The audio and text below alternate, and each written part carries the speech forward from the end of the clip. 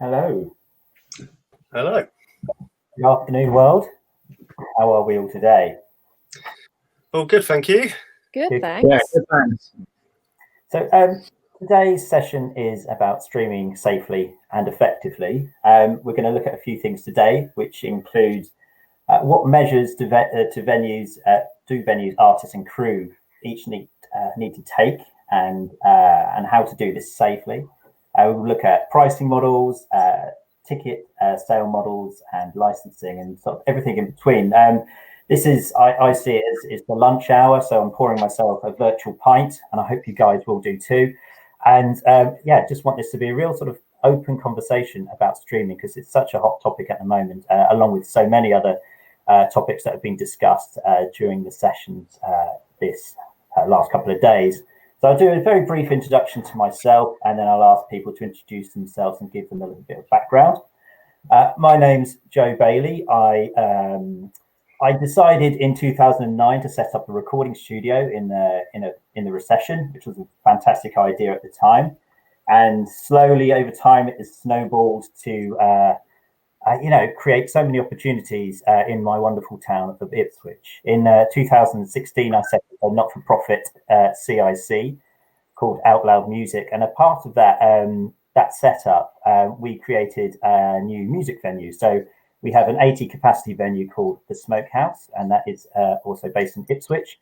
And we sort of maybe foresaw the pandemic, or certainly this panel coming in 2016, because when we built the Smokehouse, we turned a disused office into a little 80 cap venue, and we installed 6 tie lines of Cat6 cable and created a video and audio production suite upstairs so we could do video and audio streaming. So I don't know if that gives me any sort of intelligence or gravitas to what I'm adding to this conversation today or not. Who knows? But that's my background. And very, very recently, before we move on, we did a 12-hour pilot called Lock East, which was doing 10 live artists throughout the day, and pre-records and interviews with just local and regional acts in the east of England. And we reached over 4,000 people with that, with a sort of a free to air sort of stream with that. So yeah, feel free. Let's go with Ricky first. If you could introduce yourself and give yourself a little bit of a background, that'd be wonderful, matey. Yeah, hello everyone. So I'm Ricky. I'm working with a company called Rippler. We do live stream concerts. We film bands and then broadcast those either in the virtual world online, or we stream them and project them into physical venues and create extra audiences that way. My background before that is I've run, like you, Joe, run a recording studio, still do, in London called The Crypt. And alongside that, I've always worked in television, filming and doing sound for programs, sort of put the two together and created the Crypt Sessions, which is a sort of online session thing that we always filmed at the studio, and eventually took away on locations. And sort of off the back of that, the idea of sort of streaming and working with bands and filming them emerged into Rippler, basically. Fantastic. Let's go over to Emma next. That would be great. Hi, I'm Emma Stoker. My usual day job is I run business affairs at a management company called ATC Management. But since lockdown started, we have launched a new venture called Drift to promote and put on live streamed paid for concerts. So that's why I'm here today. Fantastic. And over to Joe. That would be great. Hi, yeah, I'm Joe from the Brudenell Social Club. My background started in live with repping shows in Leeds, and then I became programmer and events manager at Hyde Park Book Club, and then onto the Brudenell Social Club here. Obviously, like normally at this time, we'd be doing lots of gigs, but at the moment, well, during the pandemic, we've just been doing some other things, including developing Brudenell Social Distancing Club, our live streaming channel, hosting interviews, album playbacks, and performances. Fantastic. And I'm just going to try and be a little bit of a maverick here and ask if we can leave our microphones unmuted so we can have more of a conversation. But what we'll do is get the StreamYard guys to let us know if there is going to be any sort of feedback issues when that happens. And then we'll go back to muting and introducing as we can. So yeah, so starting off, I mean, the first sort of notes that I made were about safeguarding and safeguarding staff and venue and you know, how does sort of streaming work during lockdown and adhering to COVID-19 rules.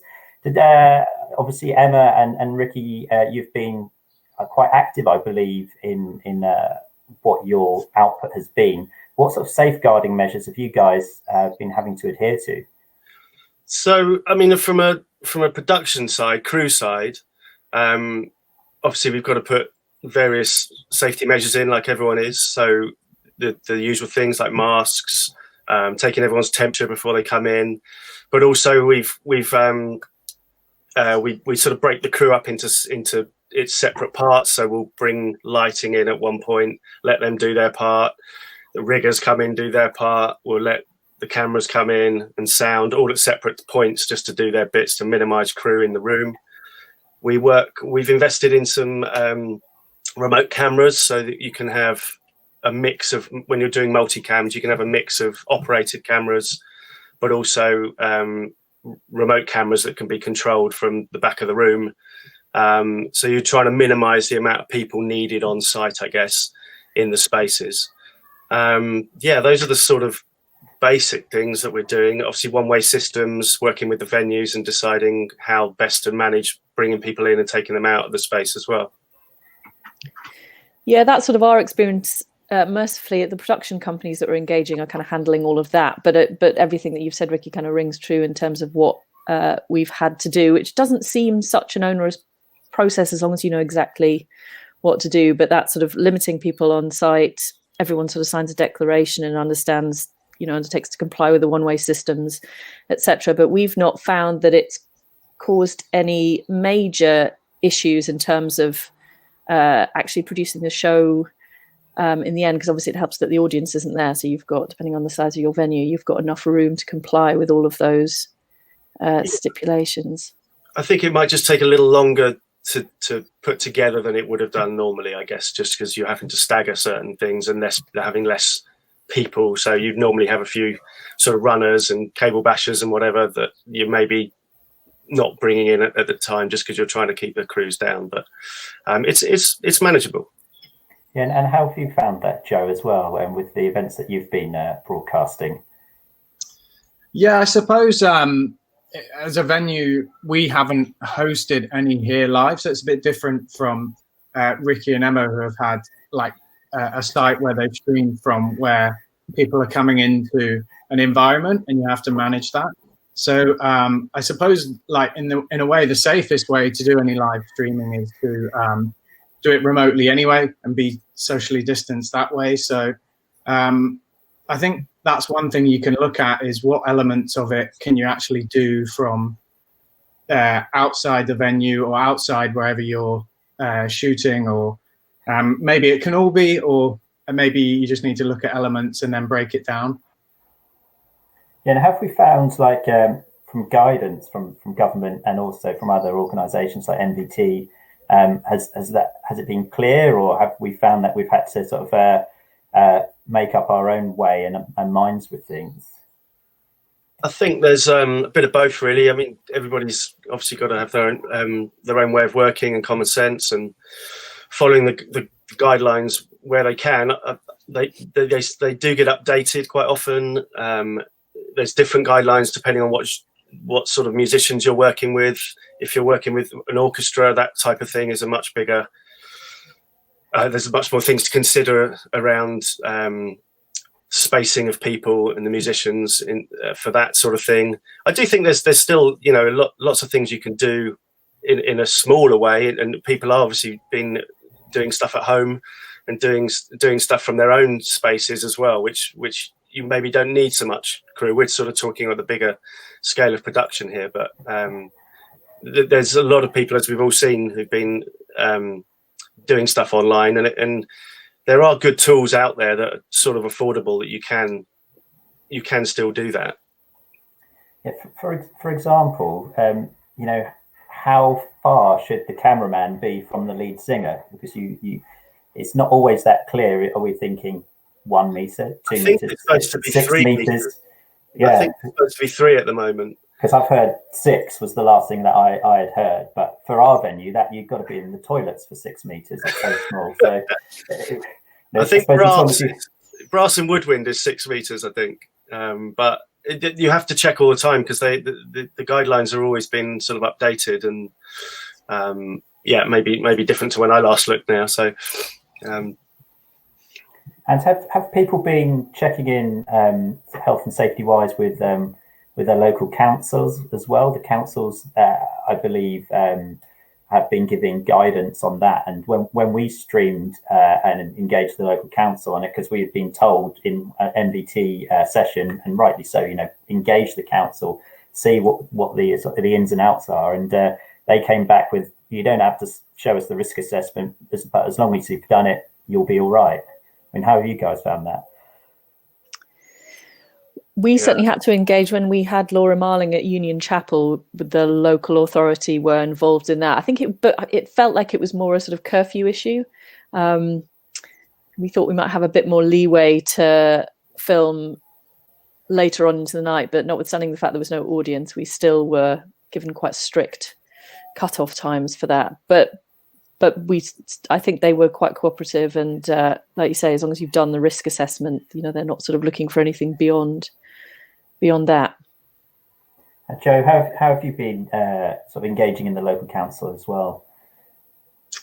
Well, personally, we haven't done that for regards to streamers yet, because we haven't hosted anything in the venue. But yeah, I mean, I would say that undoubtedly it'd be worth contacting them, I'm sure, and getting in touch with them. I think it's a case of doing a risk assessment per activity. So I'm sure they'd be really helpful on that kind of thing if you need it.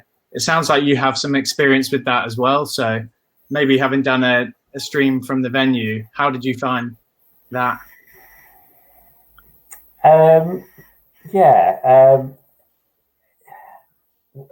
We found the whole process at the start quite confusing, and knowing what to do and where to go, and actually just finding the relevant people within the councils, the right departments. But luckily, we have quite a proactive local, a really proactive local councillors who steered us in the right direction. And I think as long as you are engaging in conversation and letting people know this is planned and this is happening, then it seems like they'll be receptive to it and on your side. Whether I think if you just went and dropped a massive bomb, you know, of, you know, we've done this, we've done a 3-day stream or whatever, it could potentially get taken down halfway through, especially if you've not been taking the right safeguarding measures when bands are turning up as well, and getting the phone numbers for track and trace. And then also with the phone numbers and any of those details, what is then our responsibility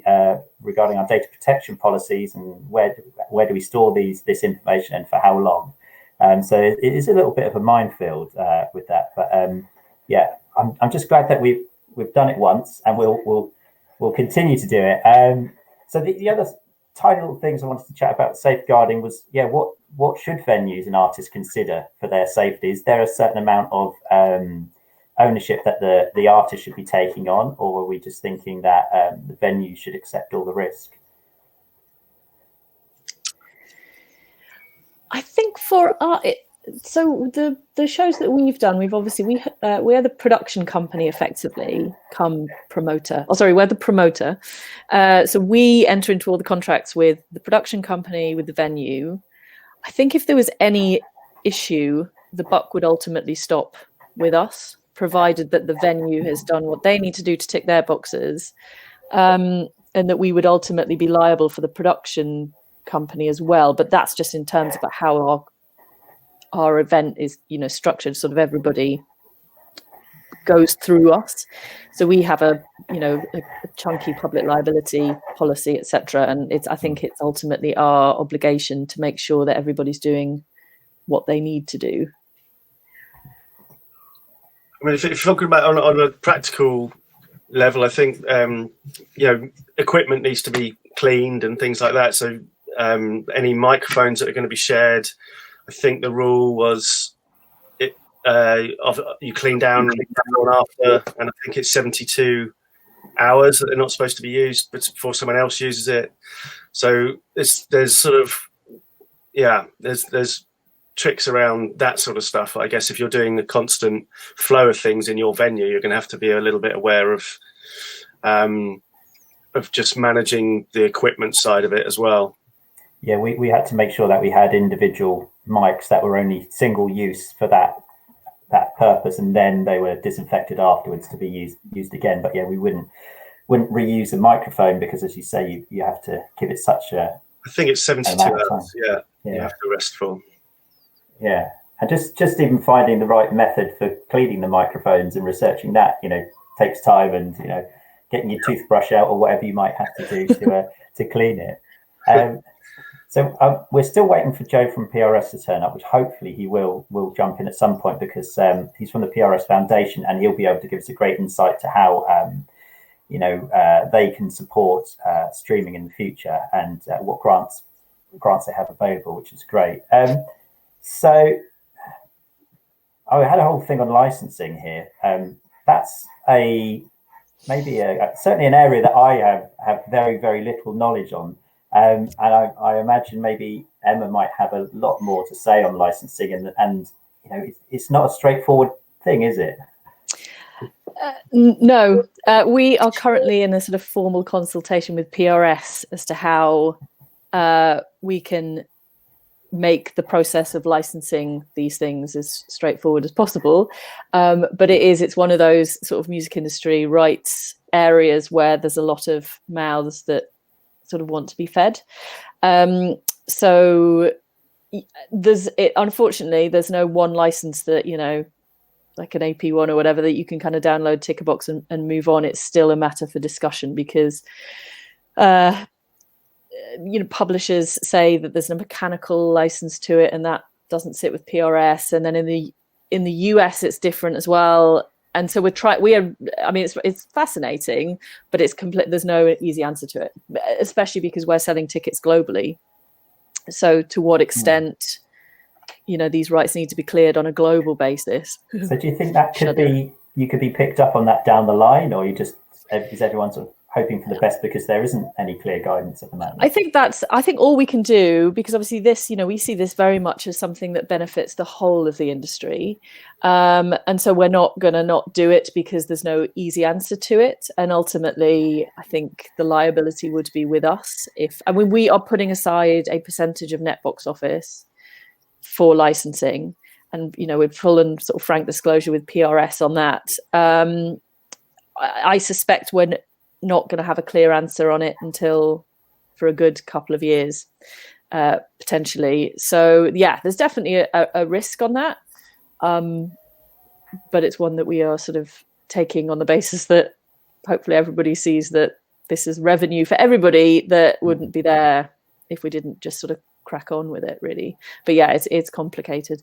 And not to add other items to the agenda, but the other thing that we're finding that maybe we hadn't thought about from day one, but is all completely manageable, but sales taxes internationally. So if someone in Australia buys a ticket for your stream taking place in London, you're potentially liable to pay Australian sales taxes. And the US is super, every state has a different rate, and then there's city things. Anyway, great problem if we get to the point where our volume is such that Kentucky state comes after us for a couple of £100 worth of sales tax that hasn't been accounted. But there's that as well. But there are there's solutions for that for sure. But it's just one of those things that it's not just UK VAT off the top and then you're golden. There's other issues. But as I say, depending on how many tickets you're selling, it's not in practice going to be a huge issue. So has the issue of licensing affected either you, Ricky, or Joe at all? No, I think as you were saying, Emma, it's still not completely sorted out. So when you're in venues, we've done various things, as we know we've done with you, Joe, where we stream something and project it into a space, and then it's whether they're deciding whether that's live or recorded, and they haven't really got a sort of, as far as I know yet, a kind of decision on whether that is a live thing, even though it's happening live, or whether it's a synchronized thing. And so no, I think it's still being ironed out. A lot of things are speeding up now with this situation we're all in. So I think the discussions that maybe we were having a couple of years ago would way down the list in their priorities. Maybe they're coming up to the top now. So it's probably a good thing that it'll get ironed out sooner rather than later. I hope so. I've just seen in the comments section that Joe Franklin, who is hopefully joining us, is continuing to have technical fails, but he has said that he's happy to put anyone on the stream today onto his PRS colleagues to discuss online licensing further down the line. He's available on joe@prsfoundation.com. So he's going to be chipping in on the comments section. But next topic is how to get started, and what are the costs involved? What platforms, what software and hardware do we need to stream effectively? Who fancies chipping in first on this? Well, I don't mind having a little start. I mean, there's actually quite a lot of free software that you can use, which I think people have been experimenting with, and relatively cheap solutions. We're using this thing today, which is a good solution for quite cheap, called StreamYard, which works similar to Zoom and Skype and that. But what we found when we were testing with it was it's got much better audio codecs. So for doing music, StreamYard is a pretty good solution. Whereas with Zoom and Skype and some of the other options, it really crunches the audio down, and you're losing lots of quality there. And then, yeah, I guess you've got your YouTubes and your Facebooks that you can put it out on. Vimeo is another platform. That's in the sort of lower end. And then if you want to up your production values, there's vision mixing softwares like OBS and Streamlabs, which again are pretty cost effective, where you can start putting multi cameras in and adding different graphics and bits and bobs to the stream to make it a bit more, bring your production values up. And then onto the sort of the higher level that we're generally working on, where we've got multi-camera shoots with a bit more hardware involved. Then you need physical ways of getting those cameras into your system, and you either then have a vision mixer that's on a desk on a hardware solution like a TriCaster or something, or there's software solutions like vMix, where you can vision mix in the computer. So yeah, the budget wise, it can go from relatively small to scarily expensive once you start scaling it up, really. How about you, Joe? I believe StreamYard is close to your heart. Well, we're obviously using that today, and just to echo what Ricky's saying, it's like there are sort of cheap, cost-effective platforms out there that you can start doing things straight away. StreamYard we've been using, found it particularly good for chats, like that's kind of Zoom, Skype style. The integration and with your social media is really easy and simple, so you can for free ping it out to your Facebook Live and host something like this. That's really positive and like not a big cost. OBS as well is free to download, and like Ricky says, there's a bit more to it and a bit more to get your head round, but again, it's like not costly. And then kind of scaling up from there, you can go, the sky's the limit, really, isn't it? And how much you want to take it. I think we're obviously seeing a lot of development in that area. I suppose cost-wise, as a venue at the moment, and I think we're going to get on more to kind of where it all goes from here, but there's a decision to think about what are you trying to achieve with it, and what does it do to invest a lot. So what kind of things are you trying to put out? We all know, and like, we want to have live music. We all love live music in our life, and we haven't been able to have that in the last few months. So live streaming's been a great way to keep people engaged and maybe promote things. But there's that balance of what is the longevity? Maybe we don't know at the moment, and just thinking about how much can you invest in something which can be really costly, particularly if you're trying to get a really high production value.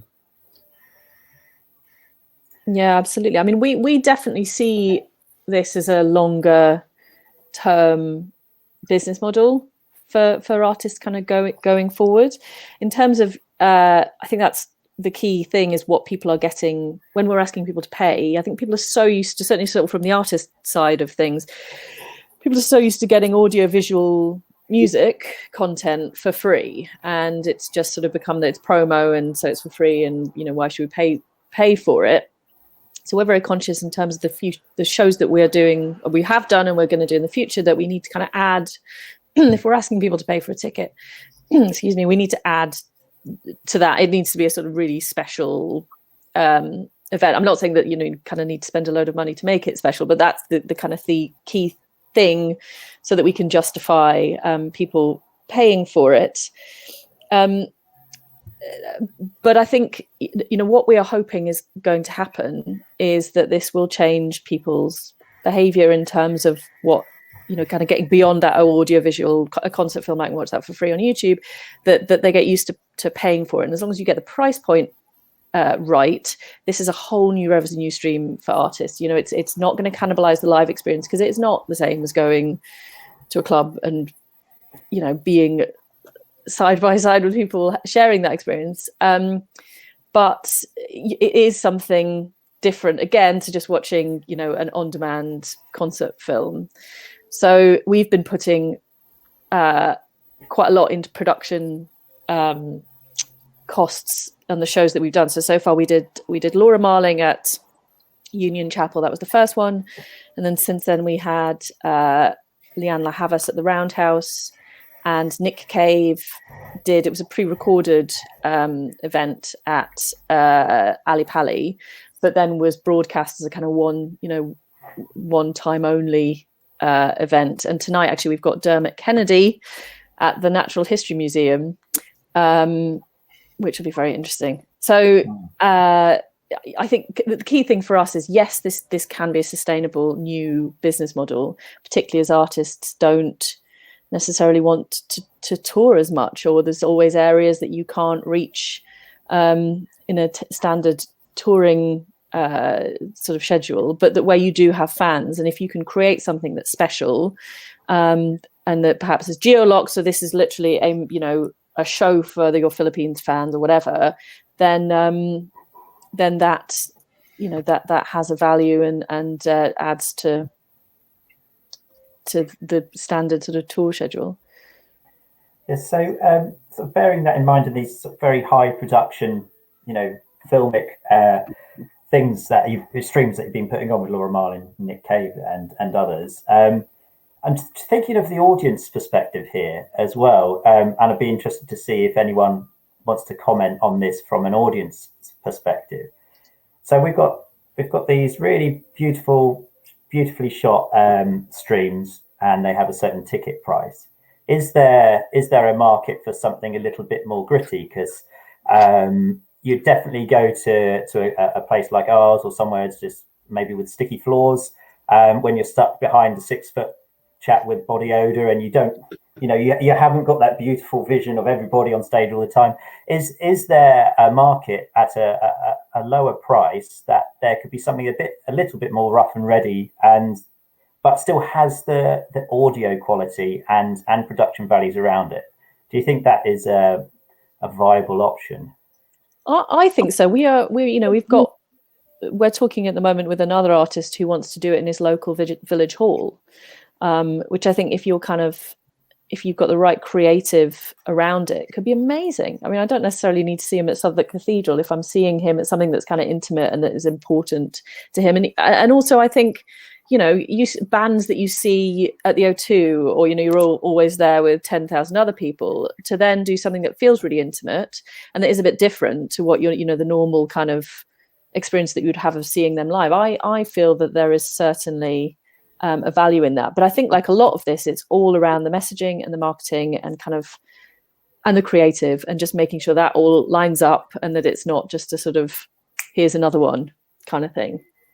But no, yeah. I think the kind of intimate venue location, and I think you can still make an amazing film that way. It doesn't have to be a sort of 5-camera set or whatever. It's just something different and unusual and worth paying £5 for. I mean, and to the extent that this is relevant in terms of ticket sales, and I think this does maybe inform kind of what the market is potentially, or certainly at the moment for these things, we're seeing a really interesting graph in terms of ticket sales. So things go on sale, and it's sort of maybe doing 30% in the first 48 hours. And then it will kind of tick along, and we kind of keep the marketing going and judging, where things are happening and where they're not. And then in pretty much we'll see how it goes today, but in every show that we've done so far, we are doing 30 to 40% of ticket sales in the last 48 hours. So I think what happens is people are sitting on their sofa and they haven't, because I think people maybe don't book in advance because they don't know what they're doing on Thursday night in a month's time, and knowing that they can get a ticket at any time, people are like, oh yeah, I'll pay $5 or whatever, so and so is doing a live stream, click, boom, it's happening. So I think if you get the price point right, it's almost that buying chewing gum at the checkout kind of thing. It's like, oh yeah, why would I not? I'm here now. I quite fancy watching whoever, wherever. I'll try and come back to the sort of the tickets and ticket capping in a little while, because you said, you get this big flourish at the end, but that might not happen if people know it's restricted to 6,000 or 10,000 tickets or something. But I also just wanted to say on the fact that we have a spectacle of Laura Marlin, Nick Cave, etc. When I go and see a band, I think the last one was Supergrass at Alexandra Palace just before lockdown. There were 2 support bands as well, and the first support band literally wet behind the ears, just starting their musical journey as this current guy. So where's the support, and what can we do to support bands? Because we would always put on local artists. If we're putting on This Is the Kit, for example, we would put on similar artists from our region or something like that. So do we think we might need to think a little bit more about that? I think you could build, if you're going to film in a space like yourselves or in a venue, then you could probably build a show similar to a physical show where you could have a support act before. I don't think we did that with Honeyblood when we filmed Honeyblood at Bush Hall. We had Sick Joy support, who was still sort of coming up. I think a show we did with you guys was Super Glue, some Suffolk bands, Super Glue, Gaffer Tape Sandy and Bessie Turner, all sort of up and coming bands. There's, you can, if you frame it as Emma was saying, if you make a story around it and say that maybe this is about those bands, it's about developing artists, then I think you can still get to the point where you can sell tickets. It maybe not at the same price point, but if you make it exciting enough and the story interesting enough and the bands are good enough, then hopefully you can attract an audience. Yeah, I suppose it might be tricky with the high end stuff. Just going back to that first part of this conversation about safety and cleaning and sets and things like that. Potentially, you could have a hall that has 1 or 2 different stages on, which might make that sort of transition between the bands easier, that they have their own set space potentially. No, absolutely, yeah. We've got a setup here at the studios in Crouch End where we can film artists in different spaces. So exactly that idea that you could have a different band on in a different room and be able to turn it round much quicker in that respect, because you can just go from one stream to the other. Brilliant. Anyone else need to chip in on this one? okay. Brilliant. So I think the sky's the limit on it, really. So this is also you just the could start, do something interesting around, the way you present, rather than just being like support band, gap main event. You can make it much more. I mean, obviously, I'm kind of thinking maybe beyond the restrictions of COVID at the moment, but certainly in terms of longer term, I think one of the beauties of this is that you can sort of do what you want. You can use the space as you want. You don't need the band to be on stage, and you can have them moving around and interacting in a completely different way. Yeah, I agree. I think it's really like it allows you to break out the paradigm a little bit with the show and be creative, really, because the same kind of formatting doesn't really apply. So for instance, when you're talking about support bands, we've looked at, well, if we do something live stream from the venue, the support doesn't need to be on the stage. Like the main act wouldn't need to be on the stage. The great thing is the kind of flexibility you have and the time you can put in place a plan to kind of use the space in a different way, a creative way, maybe shine a kind of new light on your venue in a way. Yeah, absolutely. I agree with that. It'd be good to use different spaces within your venues, whether it's an acoustic performance at the bar or whatever it might be, and move around and reimagine space. When we did our 12-hour stream, we interfilled with pre-records that we had asked for and interviews as well, which we'd edited together, and that sort of created quite a nice narrative to the day, and that seemed to be reflected well by people who were watching. Going slightly back to the ticketing model, and now Emma, I know from the articles in the press about Laura Marlin hitting 6,000 ticket sales, which was a real sort of milestone for live streaming. Yeah. How have your gigs gone from there? And are you off? Was the Laura Marlin a capped one? And what have you done since then? So Laura Marling did 2 performances. One was because sort of the genesis of the idea of her doing it was that she was supposed to be on a US tour that was ending. The last night was the night that the live stream happened. So we had a US focused stream and then a UK and Europe. I mean, that's just timing, but they were separate performances. And we did cap the US event at about 2,000, I think, but we didn't for the European one. I don't think we've got enough intel yet to know whether it makes commercial sense to cap tickets. I mean, all I can say on that is we haven't capped any of the other events, and as I say, because of this uptick at the last minute, I don't think it necessarily makes sense to do that. You could have disgruntled fans, couldn't you, at the end, trying to get on last minute, and then because it's sold out, they could, exactly, and then knowing it's not actually sold out physically. Why would you? I mean, we've got different tiers of tickets. There are VIP tickets where we've got ones where there's a meet and greet. There's a lot of things you can build around it in terms of offering. So a Zoom meet and greet where you get 2 minutes and whatever that can all be built in, but those are necessarily limited. But we haven't for any other shows. And I mean, I can kind of tell you, the sort of ticket numbers that we've got. So Laura Marling did about 6,500. Leanne Havas was the same. Nick Cave did 36,000 tickets. And tonight for Dermot, I think we're on track for 30,000. That's incredible. And this audience is worldwide as well. We're not thinking it's not just London, it's not just Ipswich or wherever we are. Yeah, exactly. That reach is incredible. So we're doing, and the broadcast times are different. So we've got 4 different four different timings, because we found that with Laura, we just did one sort of US timed one that ended up being about 4 p.m. on the West Coast, which sort of didn't make sense. So, breaking them down so they're happening at the right time for the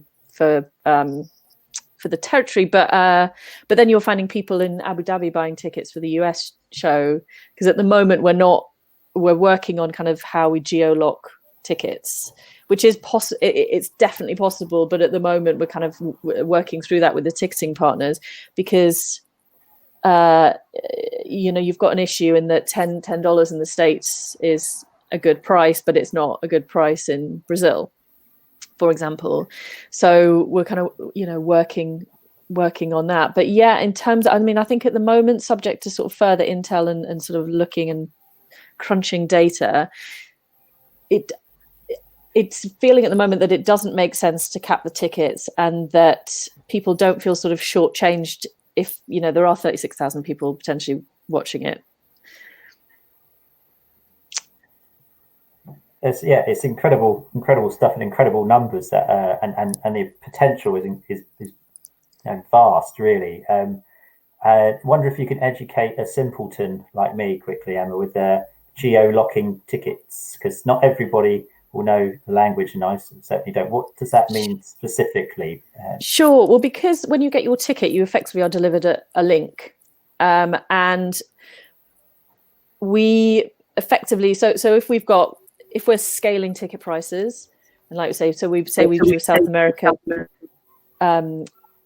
show, and that's $5 or whatever the local is, but then there's a US one at 10. We need something to stop people in the States being able to just buy a ticket for the South American one because the price point. So there are ways.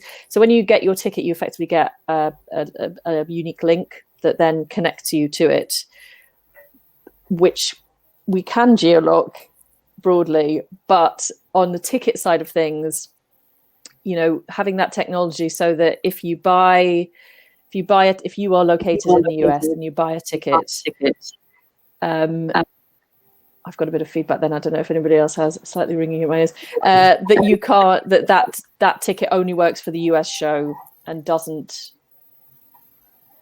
if you buy the South American one, you can't then look at watch the US show. Which we can, in terms of the data that we get from the ticketing companies, we broadly know where everybody is, and we kind of need to know that for sales taxes as well. But in terms of being able to restrict who clicks through when they click on a link, that they are where they say they are, there's a little bit of work to do on that. Hence, all of the pricing has been quite consistent across all of the different ticket markets. Well, I've got a comment that has come in from Damien McAdams, which is most relevant for Ricky and Emma at the moment. Do your tickets for these paid for streams give you a watch again option, or is that something you could offer as an extra? And then the important thing about licensing again is that does that affect licensing again? So we have had the ability to rewind on ours, so that if you need to nip to the loo or get a glass of wine, you can pause it and restart it. We haven't had a sort of watch again, because I suppose that's a little bit like the movie model where you buy the right to watch it for 24 hours. That at the moment is not our model. Could totally be done, would affect licensing, I think. But for us, we're very much trying to sell an experience that sort of, watch it now at this point with everybody else, or not at all, because you almost sort of get, and I think in terms of licensing, you get much more into on-demand territory, rather than, this is sort of, I suppose, equivalent to a webcasting, whereas if you're able to watch it even for a limited time again, it's sort of an on-demand interactive stream, and we're trying to make these non-interactive, sort of be there, be square sort of thing. And Ricky, is that a similar sort of thing for your setup? So we've done various different things. A lot of our streams we've done have been put into made into events, so streamed into venues, which obviously we can't do at the moment either. So we did something with Mumford & Sons for an album launch that was put into multiple venues around the UK, but as an event. So you had to go to that event. So they didn't have a life after the show. It was a ticketed event that you went to. We did something with the National last year, American band The National, for a festival in Italy. Again, that went out live.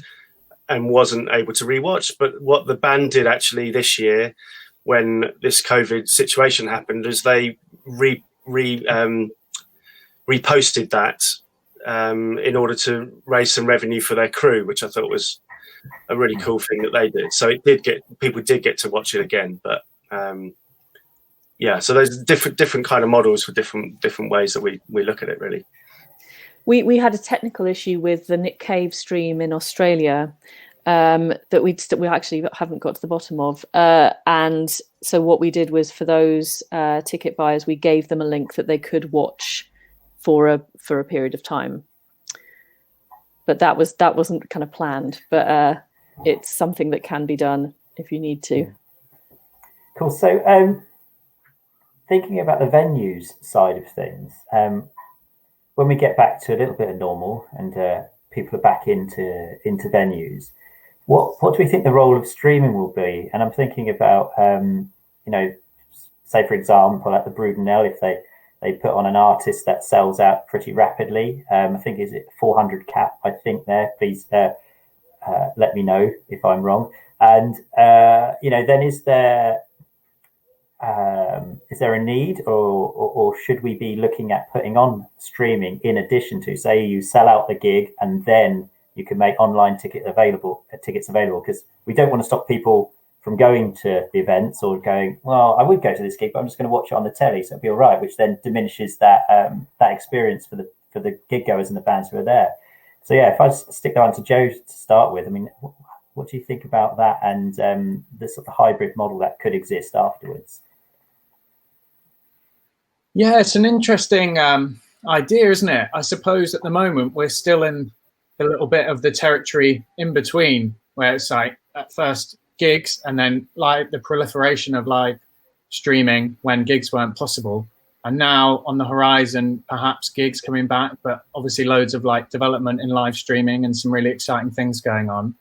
So it's still a little bit away, so I think it's a bit uncharted waters in that sense. We don't really know necessarily right now what role it's going to play for everyone, but obviously they're trialing live gigs socially distanced, so that impacts capacity in venues, whereas we know online live streaming technically can be unlimited capacity.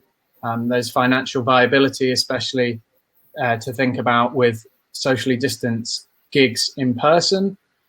People shielding as well might want to still get a live experience, and maybe don't feel that that they want to go out and seek that in person. So it'll be really interesting to see how it develops. I'm sure, like, I'd be really interested in your thoughts of a venue as well, like how you see it going. But it definitely seems like there was an appetite for live streaming, and there's something like different that it brings. There's different things you can do as a venue in live streaming. So where that goes will be interesting too.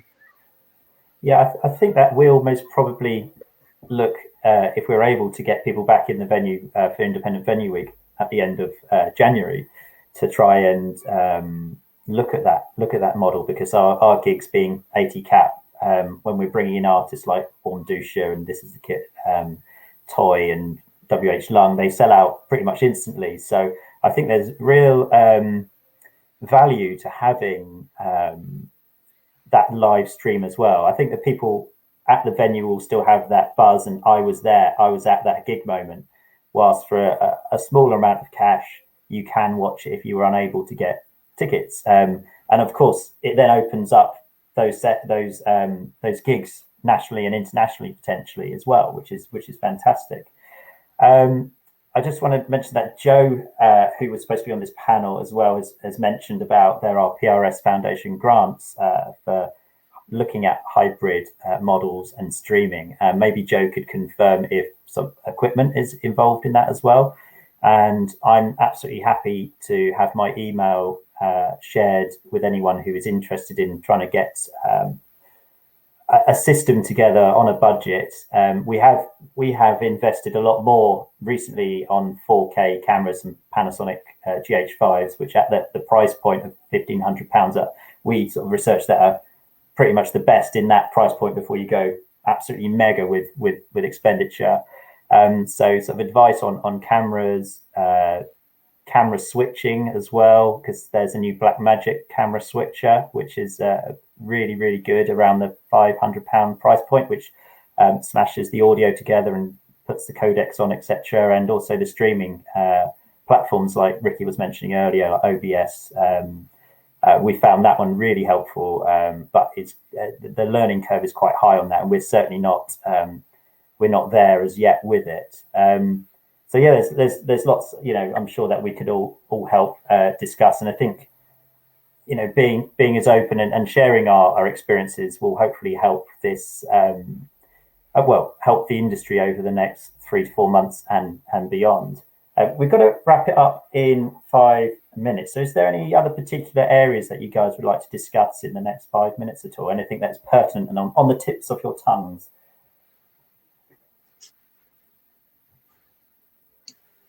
There's tumbleweed.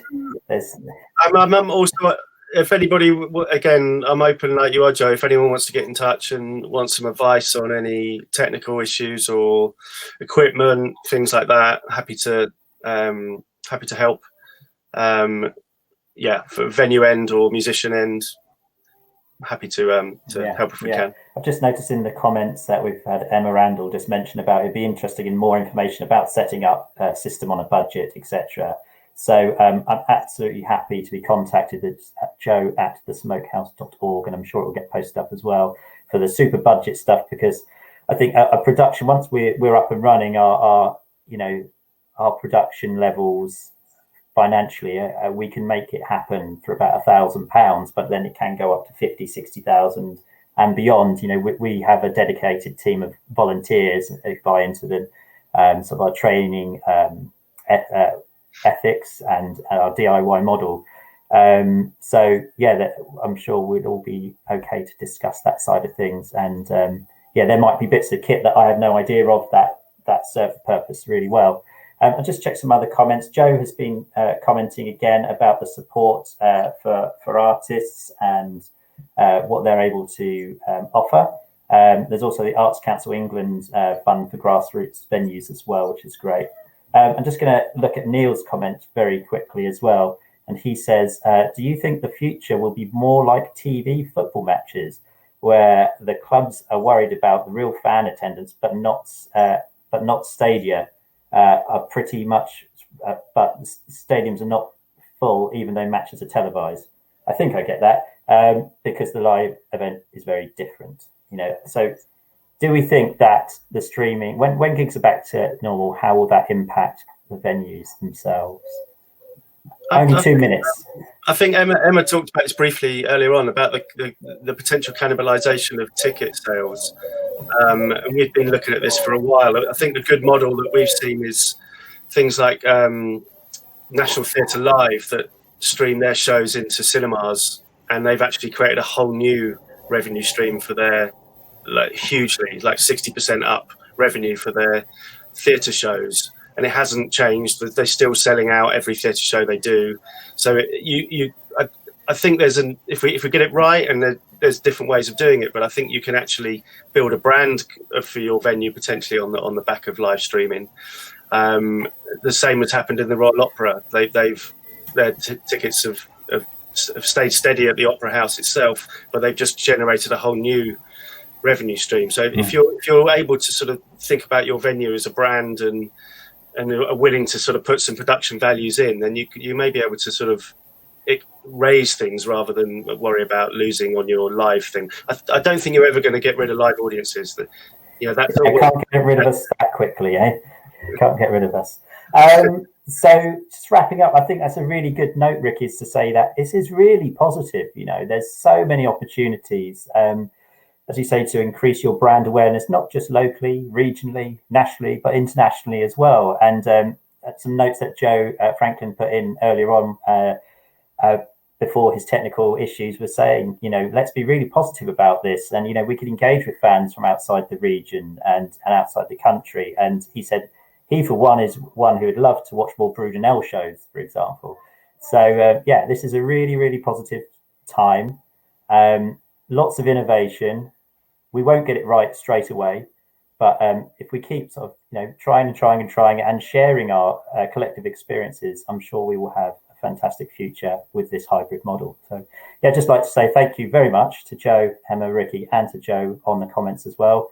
Thank you very much for listening, and please get in contact if you've got any other questions. Cheers all. Thanks, Joe. Thanks everyone. Bye. Cheers. Thank you very much. Bye.